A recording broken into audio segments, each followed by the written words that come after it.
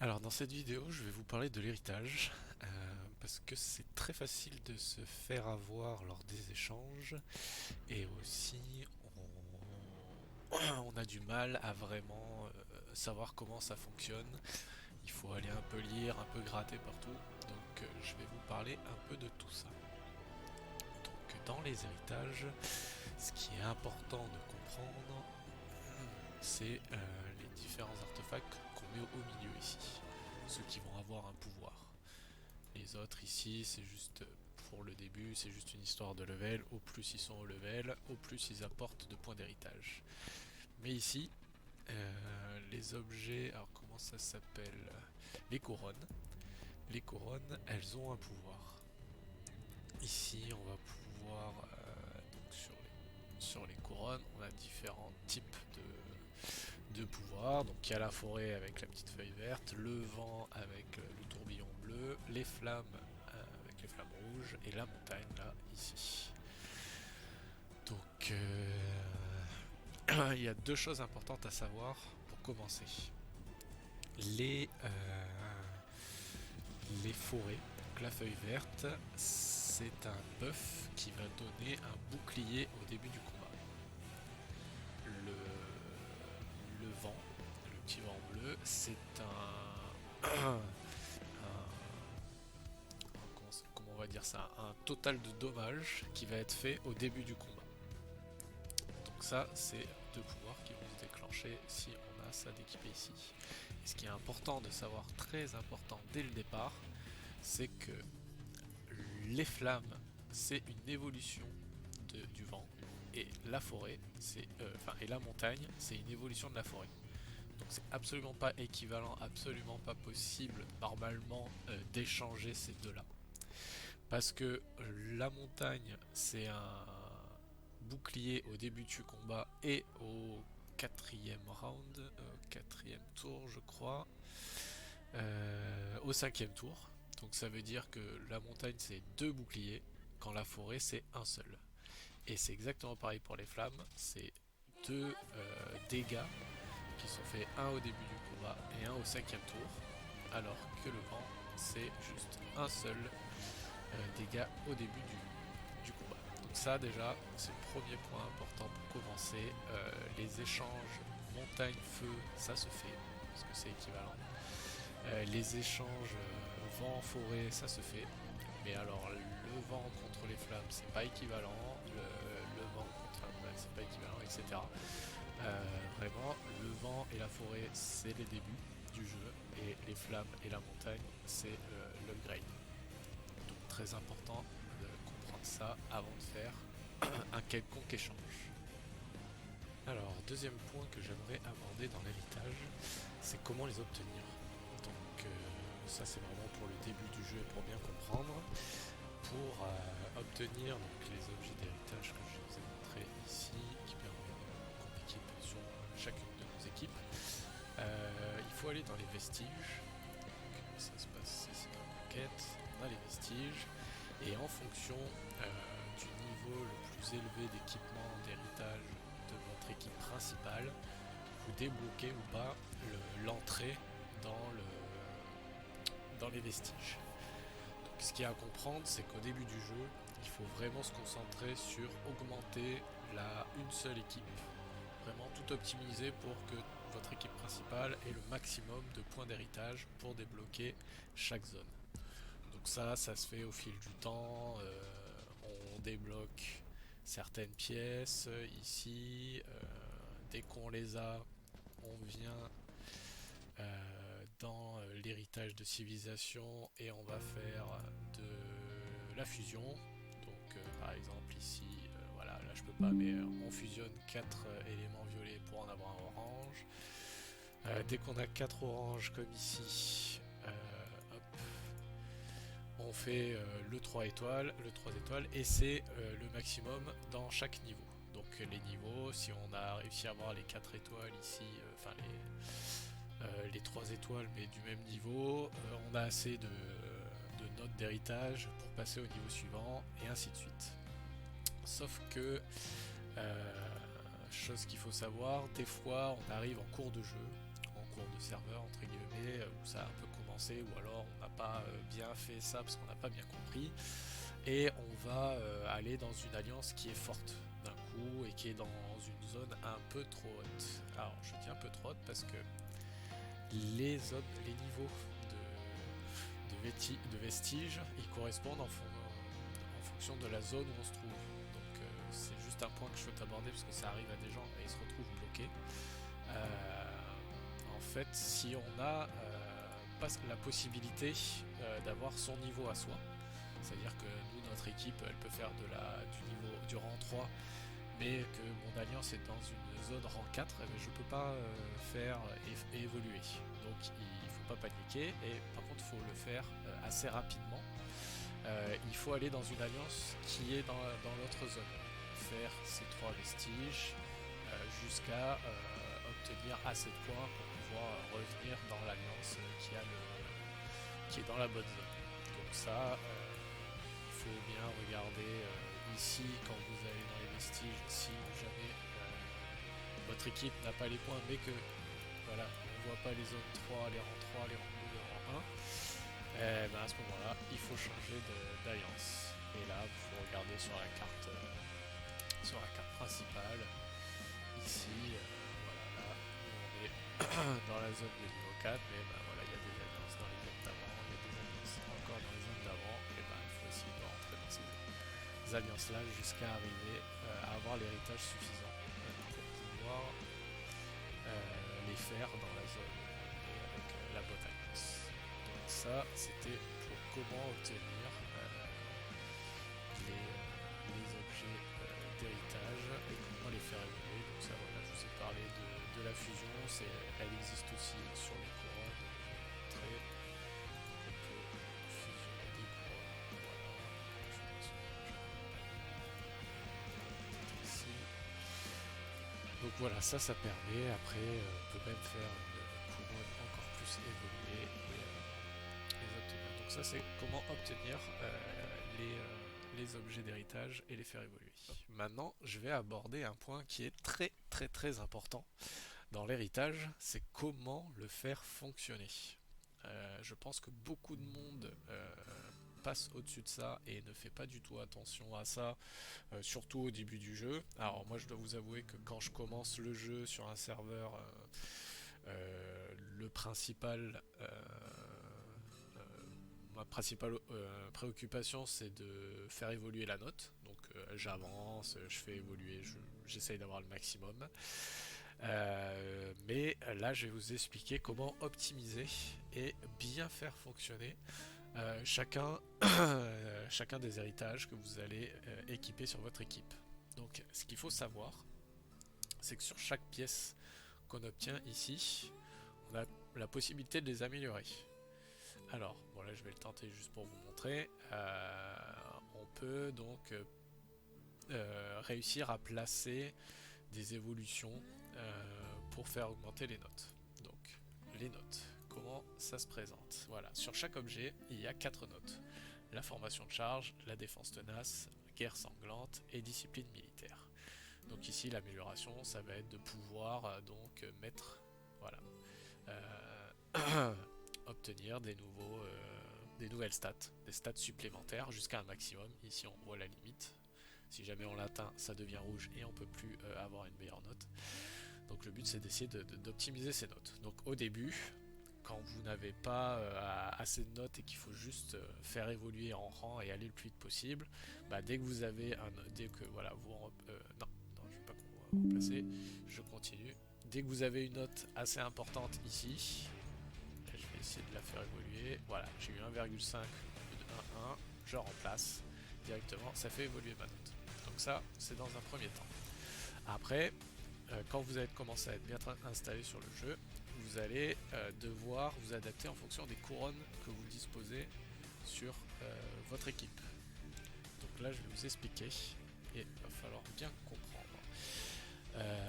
Je vais prendre l'exemple de la montagne, mais je vais l'expliquer pour tout. Alors ici, j'ai une couronne de montagne. La couronne de montagne, c'est la possibilité donc de faire apparaître un bouclier au début et au 5e tour, au tour de charge et au 5e tour, un bouclier qui a une certaine valeur. Sauf que la valeur de ce bouclier peut être optimisée si un attribut des 4 points qu'on a vu avant est supérieur. Ici pour la montagne, c'est discipline militaire. Il faut qu'il soit supérieur à celui de l'adversaire. S'il est supérieur à celui de l'adversaire, il est 50% plus efficace. C'est pas négligeable du tout. Donc à partir du moment où vous commencez à être bien installé, là moi par exemple j'ai un niveau 4, je suis au rang 4 pour récupérer sur l'héritage, donc niveau 4 c'est le maximum, je ne vais plus changer très rapidement jusqu'à la prochaine porte qu'on dépasse. Donc je vais faire en sorte ici pour la montagne que ma discipline militaire soit supérieure. Donc ici quand je vais améliorer, je vais essayer d'avoir toujours une discipline militaire qui est très bonne, même si j'ai eu une meilleure note dans autre chose. Donc ici vous pouvez voir, voilà, j'ai la discipline militaire 1,2, la discipline militaire 1,2, ici la discipline militaire 1,2. Donc c'est pas super. Je me suis pas trop acharné, mais j'ai essayé d'avoir une note discipline militaire un peu plus haute. Et du coup, vous voyez ici, dans la note d'héritage global de l'équipe Leonidas, on a la discipline militaire qui est à 145. Et ça va être pareil pour toutes les équipes. Donc ici, Charlemagne, elle est aussi en discipline militaire, 130 par rapport à toutes les autres notes. Ici, mon équipe Richard, elle est en flamme. Donc la flamme, si je regarde dans le texte, c'est la guerre sanglante. Donc j'ai mes stats guerre sanglante ici, qui est un peu améliorée, ici un peu améliorée, etc. Et du coup ma guerre sanglante elle est à 117 alors que toutes les autres stats sont à peu près à 100. Donc ça, c'est très important de le faire pour que en combat, ici, au lieu de faire 4,2% de dommages par rapport à la vie totale, ce soit 6,3%. Donc c'est pas, ça change pas complètement le cours du combat, mais c'est vraiment une aide. Et si vous le faites bien partout, ça fait une différence à force. Donc ça, c'est très important de le savoir et de bien l'utiliser.